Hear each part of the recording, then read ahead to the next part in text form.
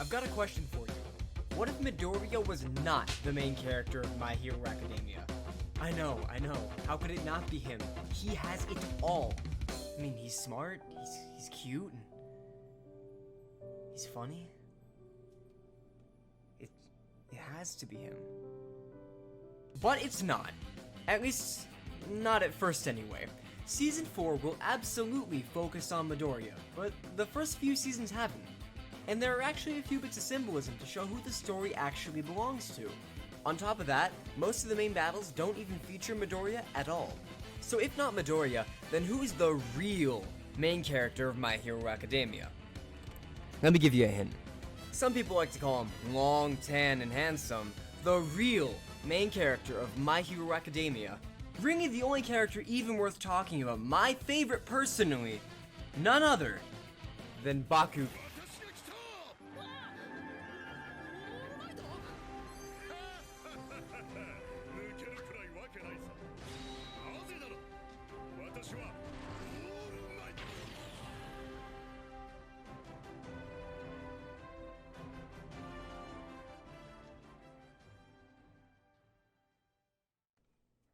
Season 4 is in.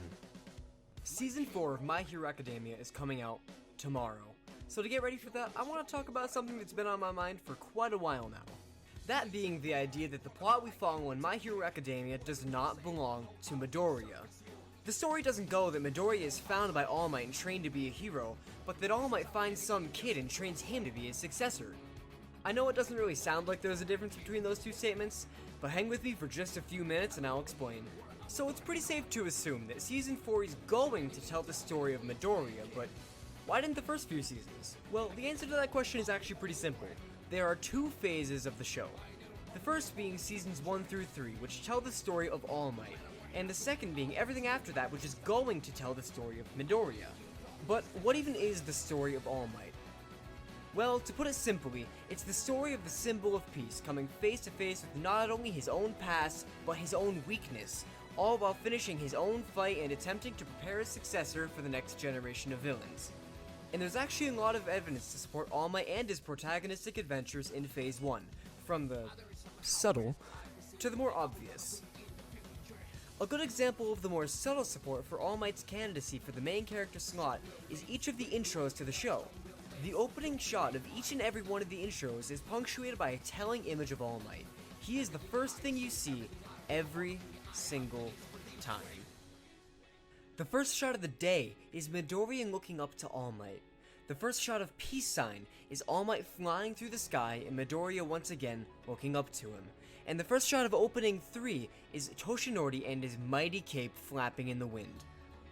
But then something interesting happens in the Odd Future opening.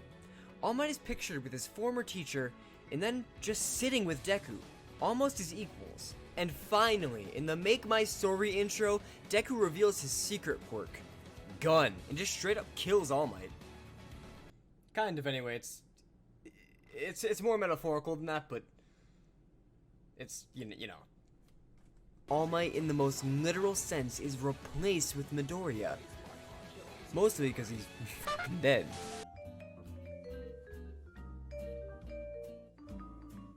Basically, this is a visual cue to tell us that All Might has left the story as a main character.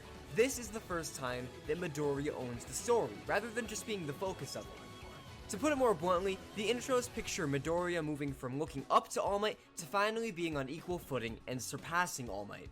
We get a very similar visual cue to this at the end of the My Hero movie, but I don't want to spoil that for anybody who hasn't seen it yet, but I do recommend you go watch it if you want to see more about what I'm talking about here. So we've effectively proven why the story is not Midoriya's, so we should probably discuss why the story is All Might's. So first off, All Might is supposed to play the role of a mentor, but as much as he does, he doesn't. Throughout the first few arcs of the show, All Might teaches Midoriya while Midoriya teaches All Might. This is interesting because, unlike Aizawa, he's treated as though he still has room to grow. He has his own arc to complete. He's treated like an actual character when the teacher archetype is usually supposed to have everything already figured out. In other words, All Might behaves much more like a main character rather than a side character, especially when he steps out and presents his own conflicts to resolve when normally a teacher character does not. Furthermore, it's only when All Might loses his power that he steps into an actual supporting role.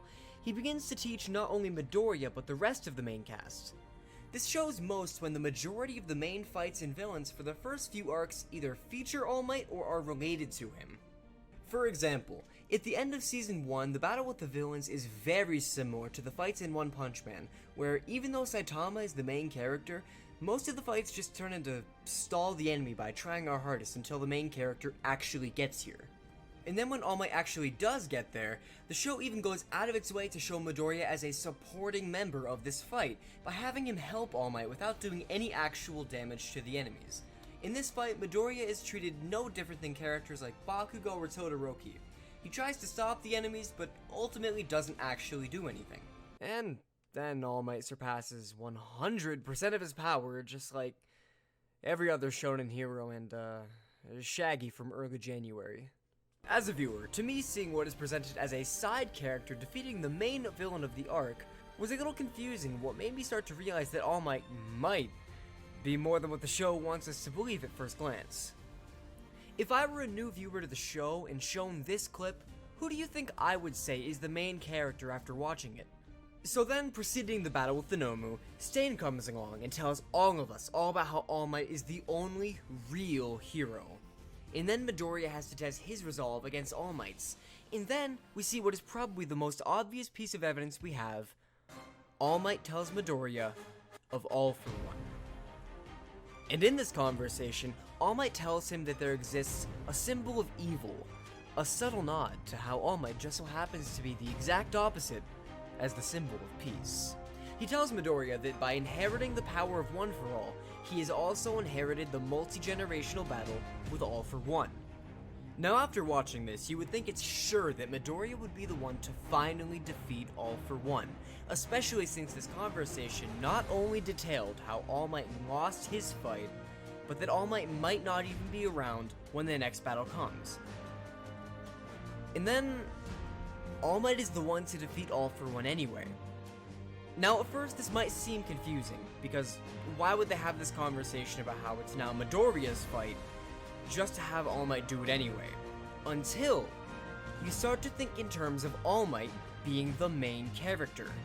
Personally, this is a choice I actually really enjoy, because it gives us the United States of Smash, which is without a doubt the most powerful move we've seen in the show up to that point.